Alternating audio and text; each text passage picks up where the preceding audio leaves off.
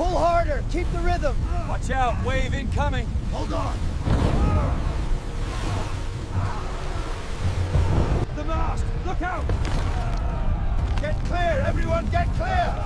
She can't take much more. In the closing months of 1914, as the world prepared for the First World War, a small wooden ship quietly left the coast of England, carrying 28 men toward a place few humans had ever seen. Their destination was Antarctica, the coldest, harshest, most unpredictable wilderness on Earth.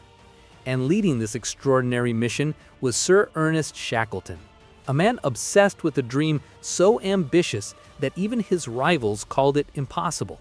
Shackleton didn't want to simply reach the South Pole. He wanted to cross the entire continent of Antarctica on foot, from coast to coast. A journey of frozen deserts, deadly storms, and temperatures that could kill a man in minutes. He called it the last great Antarctic journey. What he didn't know was that the expedition would soon turn into something else entirely. Not a story of exploration, but one of the greatest survival sagas in human history. Shackleton's ship was named the Endurance, a beautifully crafted wooden vessel designed for the icy seas of the far south. Built with a hull of solid oak nearly 2 feet thick, the ship seemed almost alive, as if carved from the spirit of adventure itself. On board were sailors, scientists, engineers, a photographer, a carpenter, a surgeon, and even one unexpected stowaway who snuck onto the ship without permission. Shackleton didn't punish him. Instead, he famously smiled and said, "Well, we could use another hand." That single moment revealed a lot about Shackleton. He was strict, decisive, but deeply human. His men trusted him completely, and he knew that in Antarctica, leadership could mean the difference between life and death. As the Endurance sailed deeper into the Southern Ocean, the world around them began to transform. The open water slowly filled with drifting ice. First small chunks that tapped gently against the hull, then massive floating shelves that stretched for miles. By January 1915, the Endurance entered the Weddell Sea, an area known then and still known today as one of the most dangerous bodies of water on Earth. The ice tightened around them like a trap. One morning, the lookout shouted that the ship had stopped moving. The pack ice had closed in. The Endurance was frozen in place, unable to advance, unable to retreat. For the next few months, the crew lived on a ship that could not move, drifting like a leaf on a frozen ocean. The men waited for spring, hoping the ice would melt and release the ship. But the opposite happened. As winter deepened, the ice thickened. It pushed and twisted around the ship with unimaginable force. Shackleton watched with growing concern as the hull groaned under the pressure. The Endurance had been built for ice, but even the strongest ship had limits. On October 27, 1915, the ice delivered its final crushing blow. With a thunderous crack, the hull began to break apart. Water rushed in. The ship that had carried their dreams of crossing Antarctica was dying. Shackleton ordered the men to abandon ship. They stood on the ice and watched the Endurance sink slowly beneath the frozen sea. Shackleton knew the rules of leadership better than almost anyone alive. Once the mission becomes impossible, the only remaining mission is to bring everyone home alive. He gathered his men and told them calm, steady words. "Ship and stores have gone. Now we go home."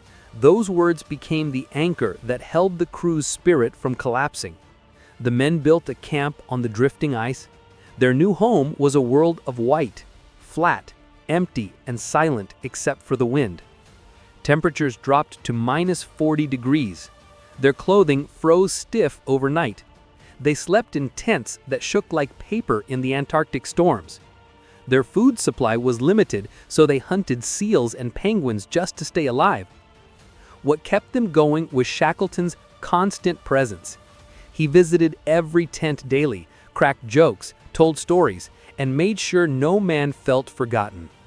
Historians often say Shackleton's greatest achievement wasn't discovering new lands, it was preventing despair.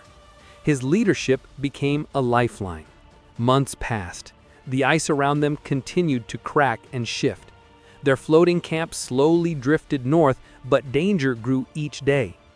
Shackleton realized that the ice would soon break apart completely, and when that happened, the crew would be thrown into the freezing sea with no hope of survival. So he made a bold decision. They would take the 3 lifeboats, small, open wooden boats, and attempt to reach the nearest solid land, Elephant Island, hundreds of miles away. For a week, they battled monstrous waves, freezing winds, and the constant threat of capsizing. But in April 1916, the starving, exhausted men finally reached the rocky shore of Elephant Island. It was the first solid ground they had touched in nearly 500 days. But their relief was short-lived. Elephant Island was uninhabited, isolated, and far off any shipping route. No one would ever find them there. If they wanted to survive, someone had to go get help. Shackleton stepped forward. He selected 5 of his strongest men and prepared for a journey experts still call the greatest small boat voyage in history. Their destination was South Georgia Island, 800 miles away across the world's roughest seas. Their boat was just a 22-foot wooden lifeboat named the James Caird. For 16 days, they sailed through hurricane-force winds, violent waves, freezing spray, and lateness nights. The ocean tried repeatedly to swallow them whole. Their clothes never dried, their hands froze, their faces aged from exhaustion. But Shackleton refused to turn back. He navigated by stars he could barely see through clouds, guided by instinct and hope. And finally, against all odds, they reached South Georgia alive, but not yet safe. They had landed on the wrong side of the island. To reach help, they had to cross a mountain range that no human had ever climbed. With no proper climbing gear, no ropes, and no maps, Shackleton and 2 companions marched across glaciers, cliffs, and freezing valleys. They traveled non-stop for 36 hours, driven by a single thought: their men were waiting. When they finally saw the whaling station in the distance, the men reportedly broke down in tears. But the journey wasn't over. Shackleton now had to return to rescue the men still stranded on Elephant Island. He attempted the rescue 3 times, each attempt blocked by ice. But on August 30th, 1916, he finally broke through the ice in a small rescue ship. The men on Elephant Island rushed to the shore, shouting and waving. Shackleton shouted back just one question: "Are all well?" And the answer came: "All safe, all well." Against every prediction, every hardship, every force of nature, Shackleton had saved all 28 of his men. Not a single life was lost. Today, more than a century later, the story of the Endurance is considered one of the greatest survival epics ever recorded. It's taught to leaders, explorers, military officers, and historians around the world. Not because Shackleton conquered Antarctica, but because he conquered despair. He showed that true leadership isn't about reaching a goal, it's about protecting the people who put their trust in you. The Endurance may have sunk beneath the ice, but the story of the men who sailed on her continues to rise, an eternal reminder of courage, loyalty, and the extraordinary strength of the human spirit.